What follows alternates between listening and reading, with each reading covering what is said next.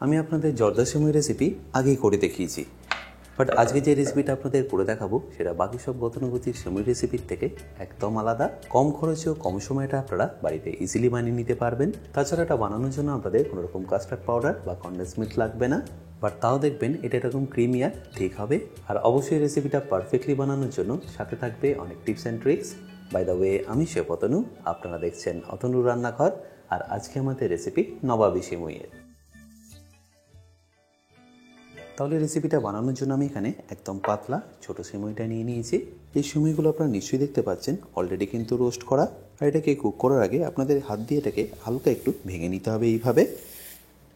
আমি এখানে টোটাল 150 গ্রাম সিমুই নিয়েছি, আর সেটাকে দেখতেই পাচ্ছেন আমি হাত দিয়ে এইভাবে ক্রাশ করে নিচ্ছি। দেখতেই পেলেন কোয়ান্টিটিটা অনেকটা কমে গেল, আর এগুলো ভেঙে ভেঙে একটু ছোট হয়ে গেল। এবার এটাকে আমি হালকা একটু ভেজে নেবো। আর এটাকে রোস্ট করার জন্য আমি এখানে একটা ননস্টিকের কড়াই নিয়ে নিয়েছি, যার আমি গ্যাসটা অন করে নেবো। আর তাতে দিয়ে দেবো 100 গ্রাম মতো ঘি। এবার ঘিটাকে আমি একটু মেল্ট হতে দেবো। আপনারা কিন্তু এখানে ঘিয়েরই ব্যবহার করবেন, তেলের কিন্তু কোনোভাবেই ব্যবহার করবেন না। আর সিমুইটা ভাজার আগে আমি এখানে একটু ড্রাই নাটস ভেজে নেবো। আর ড্রাই নাটসের মধ্যে দেখুন নিয়ে নিয়েছি আলমন্ড, কিশমিশ আর কাজু, যেটাকে আমি ডাইরেক্টলি ফ্রাই করে নেবো। এই ড্রাই নাটসটা আপনারা আপনাদের পছন্দ মতো দিতে পারেন। জাস্ট অ্যাজ এ গার্নিশ আমি এটাকে ব্যবহার করব। আর ফ্লেমটাকে লো রেখে এটাকে ভালো করে একবার ভেজে নিতে হবে। আর যখনই দেখবেন এটা একটু লাল লাল হয়ে ভাজা হয়ে এসছে, তখন এটাকে তুলে নেবেন। দেখতেই পাচ্ছেন এটা একদম ভালোভাবে ফ্রাই করা হয়ে গেছে। এটাকে আমি তুলে নিচ্ছি।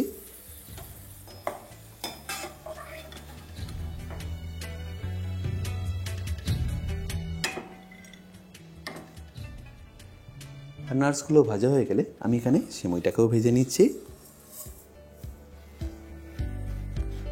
এবার ফ্লেমটাকে স্লো রেখে এটাকে ভালো করে ভেজে নিন। বাজারে যে সাদা সিমুই পাওয়া যায় সেটা দিয়ে আপনারা এটাকে কিন্তু ইজিলি করে নিতে পারবেন, বাট এই রোস্ট করা সিমুইটা দিয়ে করলে দেখবেন টেস্টটা অনেকটাই ভালো আসে। বাড়িতে সহজেই যদি আপনারা কোনো ডেজার্ট রেসিপি বানাতে চান, এটা কিন্তু অবশ্যই ট্রাই করতে পারেন। দেখবেন খুবই সহজেই এটা রেডি হয়ে যায়, আর খেতেও কিন্তু এটা দারুণ লাগে। তাই বাচ্চা থেকে বড় দেখবেন এটা সবাই পছন্দ করবে। 2 থেকে 3 মিনিট এটাকে ভালো করে একটু ভেজে নিন, বাট অবশ্যই ফ্লেমটাকে লো রেখে। আর এরপর যখনই দেখবেন এটা ভালোভাবে ভাজা হয়ে যাবে, তখন এখানে আপনাদের দিয়ে দিতে হবে গুঁড়ো চিনি। আমি এখানে 100 গ্রাম চিনিকে গুঁড়িয়ে ব্যবহার করছি।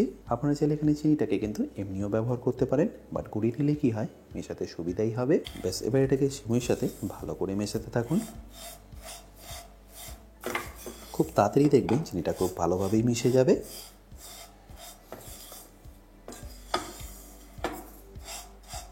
দেখতেই পাচ্ছেন 1 থেকে 1.5 মিনিটের মধ্যে এটা একদম পারফেক্টলি মিশে গেছে। আর এই কালারটাও কিন্তু আস্তে আস্তে লাল হওয়া শুরু করেছে। আমি এখানে এটাকে টোটাল 3 থেকে 4 মিনিট কুক করে নেবো চিনিটা দেওয়ার পরে। আর 3 থেকে 4 মিনিটের মধ্যেই দেখবেন এর কালারটা একটু ডার্ক হয়ে যাবে, এটা একদম পারফেক্টলি ভাজা হয়ে যাবে।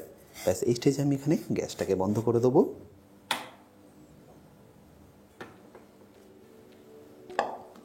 এবার এটাকে সেট করার জন্য আমি এখানে একটা চৌকো বোল নিয়ে নিয়েছি। তার মধ্যে এই গরম থাকা অবস্থাতেই আমাদের সিমুইটাকে দিয়ে দিতে হবে। এই পুরো সিমুইয়ের হাফটা আপনাদের এখানে দিয়ে দিতে হবে, আর হাফটা রেখে দিতে হবে পরে ওপরে গার্নিশ করার জন্য। আর সিমুইটাকে দেওয়া হয়ে গেলে এইভাবে এটাকে আপনারা স্প্রেড করে দিন। আর একবার ভালো করে এটাকে স্প্রেড করা হয়ে গেলে আমি এখানে একটা গ্লাস নিয়ে নিচ্ছি, যেটাতে আমি হালকা একটু এইভাবে এটাকে প্রেস করে দেবো, যাতে এটা একদম পারফেক্টলি সেট হয়ে যায়। আর এটা এখন গরম আছে, সেই জন্য দেখবেন এটা একদম পারফেক্টলি সেট হয়ে যাবে। তাহলে দেখতেই পাচ্ছেন এটা একদম পারফেক্টলি সেট হয়ে গেছে। আর নিচের লেয়ারটাও দেখুন একদম পারফেক্টলি এসে গেছে। ব্যাস, এবার এটাকে আমি সাইডে রেখে দিচ্ছি। আচ্ছা, এখানে আমি একটা কড়াইয়ের মধ্যে 1 লিটার দুধ নিয়ে নিয়েছি, যেটাকে আমি অল্প একটু রিডিউস করে নেবো। তার জন্য আমি এখানে গ্যাসটাকে অন করে দিচ্ছি। তারপর হাই ফ্লেমে দুধটাকে একবার ভালো করে ফুটিয়ে নেবো। আর দুধটা যতক্ষণ গরম হচ্ছে ততক্ষণ আমি এখানে একটা পাউরুটি কেটে নিচ্ছি। আমি এখানে 6টা স্লাইস পাউরুটি নিয়েছি, যার এই ব্রাউন অংশগুলোকে আপনাদের প্রথমে কেটে দিতে হবে।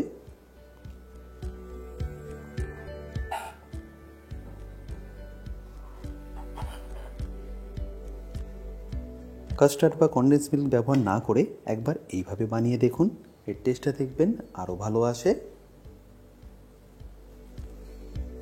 এবার একটা বোল নিয়ে এই পাউরুটিগুলোকে আপনাদের হাত দিয়ে একটু এইভাবে গুঁড়ো গুঁড়ো করে নিতে হবে। জাস্ট রাফলি এইভাবে করলেই হবে। আপনারা চাইলে এইভাবে হাত দিয়েও করে নিতে পারেন বা চাইলে মিক্সিতে একটু ঘুরিয়ে নিতে পারেন, তাতে দেখবেন এটা আরও ফাইন হয়ে যাবে। আমি এটাকে একটু মিক্সিতেই ঘুরিয়ে নিচ্ছি। আর এপাশে দেখুন দুধটাও কিন্তু আস্তে আস্তে রিডিউস হওয়া শুরু করে দিয়েছে। আর এই স্টেজে আপনাদের এখানে দিয়ে দিতে হবে গুঁড়ো দুধ। আমি এখানে 1 কাপ গুঁড়ো দুধ ব্যবহার করলাম, যেটা ওজনে 50 গ্রাম। এবার এটাকে একবার ভালো করে মিশিয়ে দিয়ে এখানে দিয়ে দিন 1 কাপ মতো চিনি, যেটা ওজনে 150 গ্রাম। ব্যাস, এবার ফ্লেমটাকে হাই করে এটাকে ভালো করে একবার মিশিয়ে নিন। 2 থেকে 3 মিনিটের মধ্যে দেখবেন চিনিটা একদম পারফেক্টলি গলে যাবে।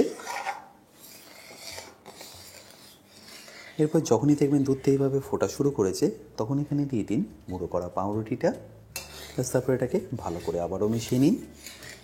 পাউরুটিটা দেওয়ার সাথে সাথেই দেখবেন দুধটা কিন্তু আস্তে আস্তে ঘন হওয়া শুরু করবে, আর এর টেক্সচারটা কিন্তু আস্তে আস্তে একটু দানা দানা হয়ে আসবে।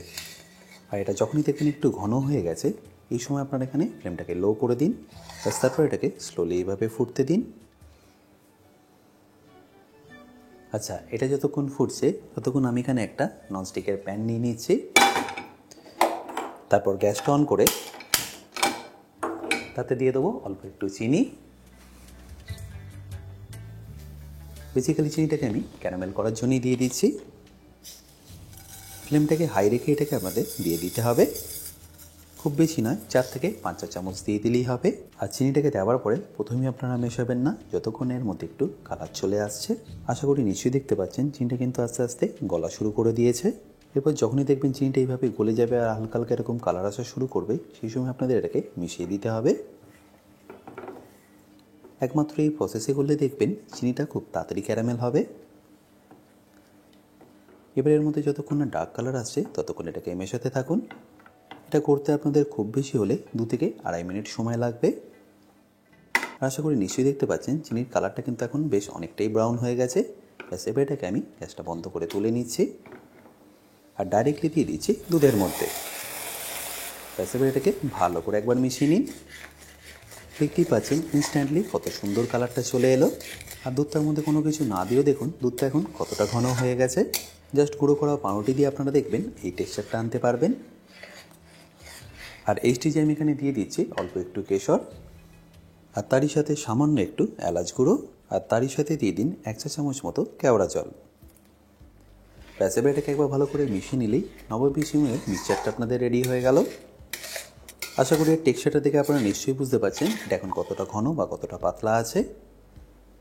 যদি দেখেন এরকম টেক্সচারটা আসছে না, সেক্ষেত্রে আপনারা এখানে অল্প একটু কর্নস্টার্চ ব্যবহার করতে পারেন। আর আমি এখানে কিছুই ব্যবহার করছি না, জাস্ট পাউরুটি দিয়ে এই টেক্সচারটা এনে দিয়েছি। ব্যাস, এবার এটাকে আমি ডাইরেক্টলি দিয়ে দেবো সেট করা সিমুইটার ওপর।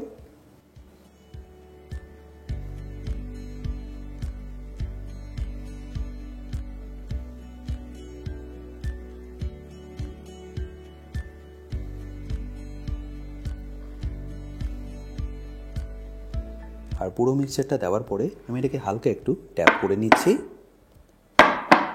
যাতে এটা পারফেক্টলি সেট হয়ে যায়। আচ্ছা, এর উপরে আমি এবার দিয়ে দিচ্ছি ভেজে রাখা সময়টা।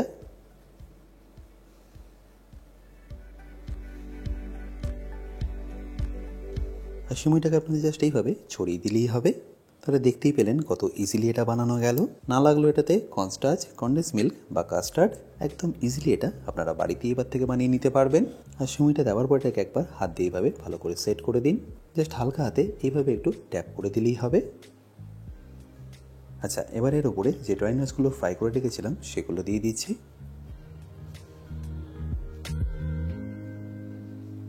আচ্ছা, এর সাথে আমি কয়েকটা পেস্তাও দিয়ে দিচ্ছি অ্যাজ এ গার্নিশ। তারপর এটাকে ফাইনালি একবার এভাবে ট্যাপ করে দিন। তাহলে নিশ্চয়ই দেখতে পাচ্ছেন এটা দেখতে কতটা সুন্দর লাগছে। এটা গরম গরম খেতে কিন্তু আপনাদের একদমই ভালো লাগবে না, তাই এটাকে সিলভার ফয়েল দিয়ে ঢাকা দিয়ে আমি এটাকে ঠান্ডা করে নেবো 2 থেকে 3 ঘন্টার জন্য। আর এটা আপনাদের ফ্রিজের নর্মাল সেকশনেই রাখতে হবে, ডিপের মধ্যে কিন্তু রাখার দরকার নেই। আর 2 থেকে 3 ঘন্টা পরে যখন এটা সেট হয়ে যাবে তখন এটাকে আপনাদের আমি খুলেও দেখাবো। এবার 2 থেকে 3 ঘন্টা পরে আমি এটাকে আপনাদের খুলেও দেখাবো। দেখতেই পাচ্ছেন কি সুন্দরভাবে সেট হয়েছে। ব্যাস এবার এটাকে আপনারা ঠান্ডা ঠান্ডা পরিবেশন করুন। আশা করি সম্পূর্ণ রেসিপিটা আপনাদের নিশ্চয়ই ভালো লেগেছে।